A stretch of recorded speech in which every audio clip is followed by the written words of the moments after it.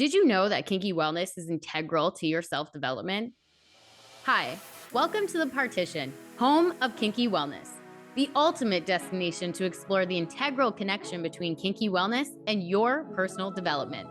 I'm your host and kinky wellness coach, Dana Schurgel, and I'm here to show why kinky sexual wellness deserves a rightful spot within the wellness conversation. Don't forget to join me each Monday as I bring on a special guest to dive into specific aspects of kinky wellness. So let's strip away the shame and taboo together and have an open conversation about it. Hey, and welcome back. On Monday, D20 Dom was here to talk about pet and age play.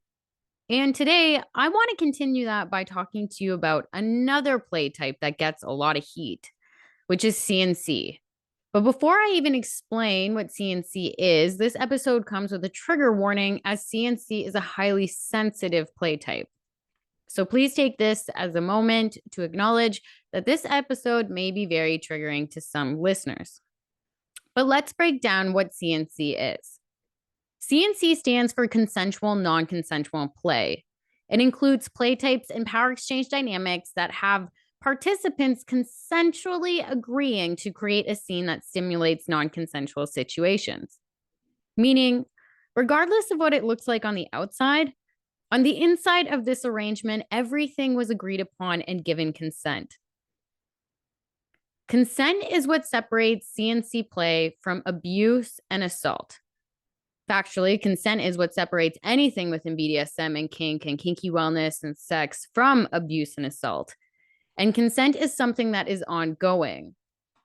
Now, maybe at this point, maybe you have heard, or maybe someone's asking why someone would want to role play non-consensual things out. Why would someone think playing within non-consensual things consensually be fun or even worth doing? Well, my answer to that is because CNC is a powerful play type which allows people to experiment many different powerful emotions. Now, in real life, non-consensual activities can come to us in ranges. So we often tend to think of the big range, the one that leaves us with a life-changing impression. But the non-consensual activities that tend to go under the radar are the ones that fall under the category of micro non-consensual things. So this can come out in the form of feeling irritated or annoyed, like if your coworker or your boss keeps crossing your boundaries, but maybe your job is at a lower hierarchy. So, there's annoyances like that. And that happens all the time to us. So these micro non-consensual things do need to be dealt with. And a way of dealing with them is taking those micro consensual things and flipping the script and either having it done to you consensually or you getting that energy out onto someone else. But that doesn't mean that it has to be so extreme. But CNC also gets a bad name out there, right? There's a lot of heavy and extreme sides to CNC that are popular on porn sites. And these things tend to give it a bad name because they often have a violent imagery that involve heavy forms of impact. And yes, although this is a side, this is a side to CNC, and it might make you uncomfortable, but that doesn't mean that you need to go that extreme. Again, there's the softer side of it, right? These are like the sneaky tricksters, or the heartthrob kidnappers. These are all things that you would use your imagination for. And anyone who loves the show You could easily, in my opinion, act out CNC, right? So for those of you who haven't heard of the show, it's a show that focuses on this heartthrob serial killer that people love. But really, it just goes to show that the feeling of being captured can feel sexy and seductive. And that, yes, just because it's taboo and people don't want to talk about it doesn't make it any less hot. But since CNC play includes all the mental, physical, emotional, and spiritual elements that can happen to us, it goes without saying that CNC play is an incredibly broad play type. At this point, we should understand that consensual, non-consensual play is not for everyone. Again, not everything within BDSM and kink or kinky wellness is going to be something that you like, right? So CNC could just be one of those play types for you, but nevertheless, CNC is still a play type that needs respect and understanding. And it is an incredibly complex play type because when it comes to CNC, I find that the CNC play is often associated with thoughts that are hovering around physical, non consensual activities, which is why I want to take a moment to remind you that non consensual activities do happen in many forms. Things can happen to you physically, mentally, emotionally, and even spiritually. And this is at any age from childhood to now. So we all, at some point, in some degree, have experienced a non consensual thing that has made us feel either bad, like we don't want to make ourselves feel bad, right? And again, this comes out in either heavy degrees, irritation, annoyance, but regardless of the severity, the feeling still leaves an impact on us, which is why CNC play can also come through the vessel of emotional and mental plays where no physical touch is used. CNC also helps us offset the feeling of not being in control because regardless in life, we are going to run into moments where our life isn't in our 100% control all the time. Things happen, surprises come out of nowhere, we get sideswiped, we're knocked off our feet, the people we thought that would be there for us isn't there, or what you expected to happen didn't happen. And all of these things can really take a toll on your mental and emotional health. So the beauty of CNC is that it can give us back that control in those scary, humiliating, or angry moments. For example, say I take a non-consensual memory, right? I have the non-consensual memory, I'm going to act it out. And now I can create a consensual act with someone I chose, right? So regardless if this moment is physical or mental or emotional or spiritual, regardless of what one, I'm going to create a situation where at first I felt where it wasn't consensual, and now I'm going to switch the script. And when we get that feeling of control, and when we're reminded that we are in control of ourselves and we can rewrite to our brain saying, no, I don't want to remember this as a negative. I'm going to, kinkify it, I guess you could say. That's powerful. So when you give yourself a space where you can create ethical and consenting scenarios to feel those feelings of control and power, regardless of what it looks like to anybody else, it's still healthy for you to feel those feelings. In regards to how CNC helps us feel powerful, there's two main ways that it can help you. One, you can be the person who creates a scene to rewrite or release whatever feeling or memory you want to. Or you can choose to be in the position where you're the one doing the consensual, non-consensual activity. Now, the first position is a good position to be in if you're looking to rewrite a story or a moment, because you get to dictate what happens and how it will end, which will give you the feeling of control. And when we have control, this helps us process, embedded feelings, helps us process kind of the situation of what's happening, right?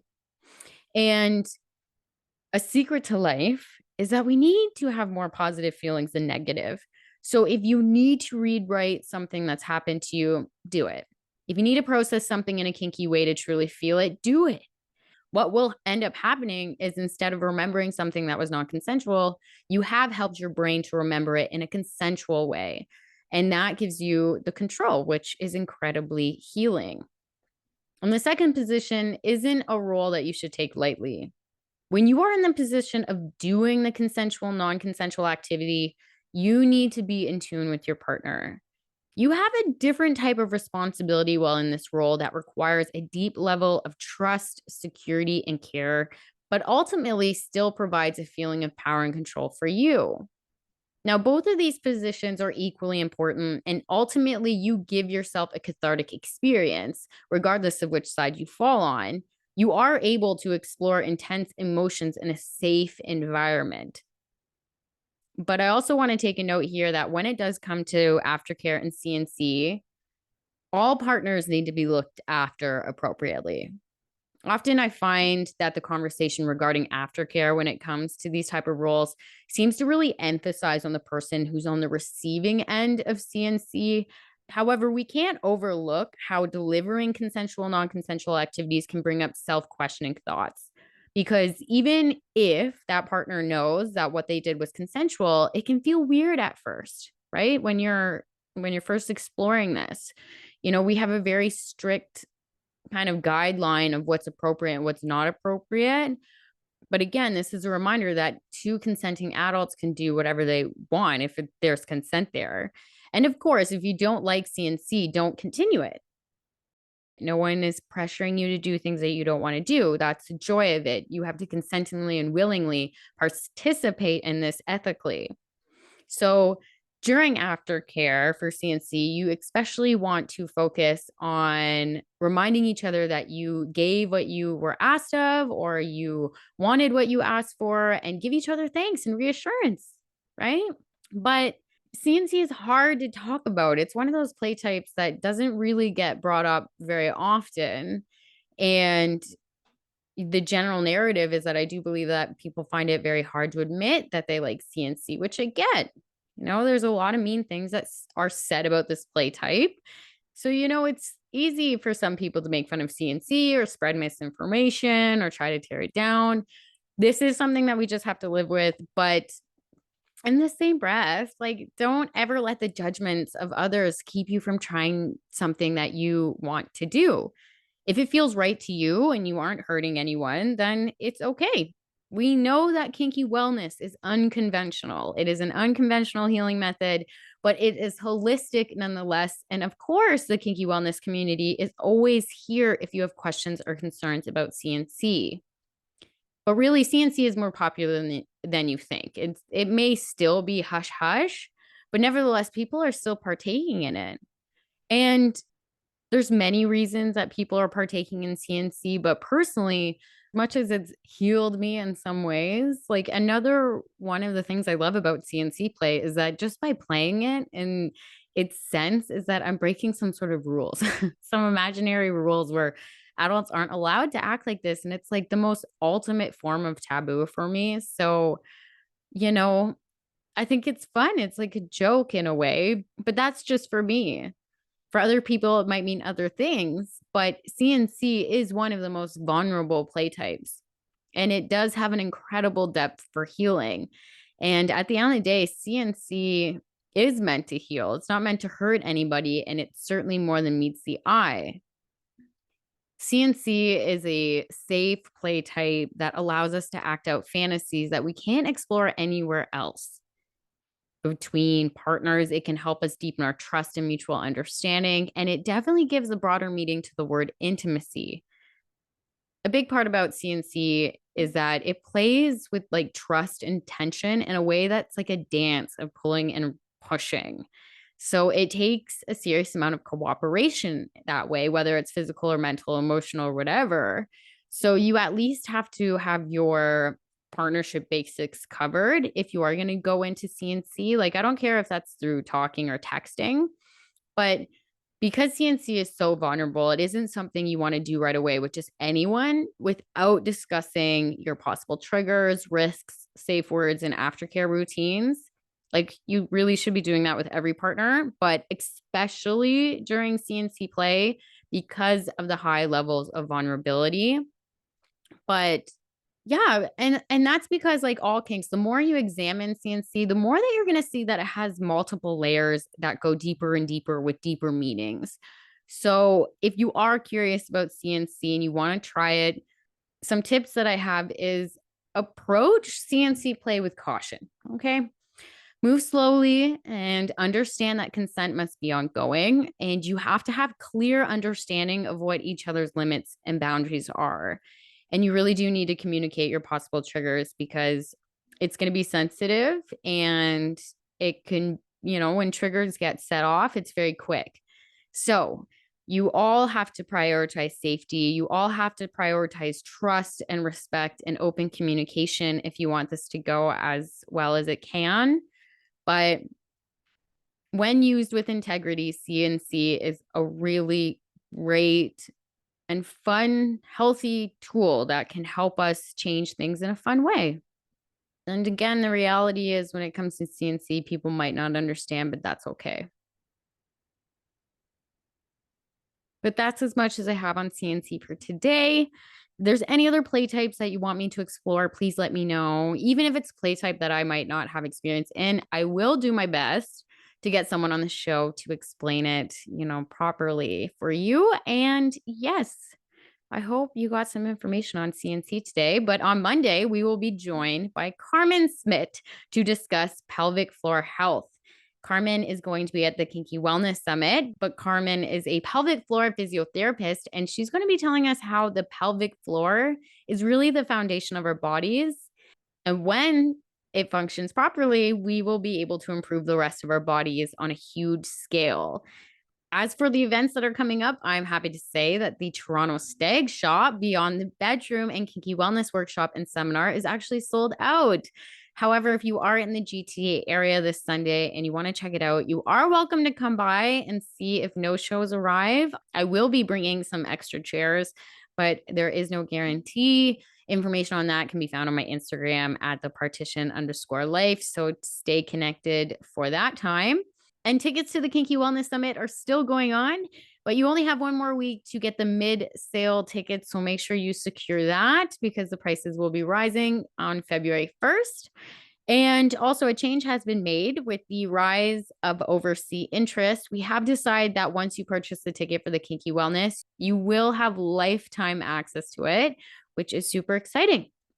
And because I want you to have this information, I want you to be able to reference it and get use from it over and over again. And the value is there. And also, it's excitingly, we're going to be adding some bonus videos to the summit. So yeah, things just keep adding to it. So that's going to be exciting. But yeah, I will speak with you guys next week. Have a great weekend, and you guys know what to do. Stay kinky.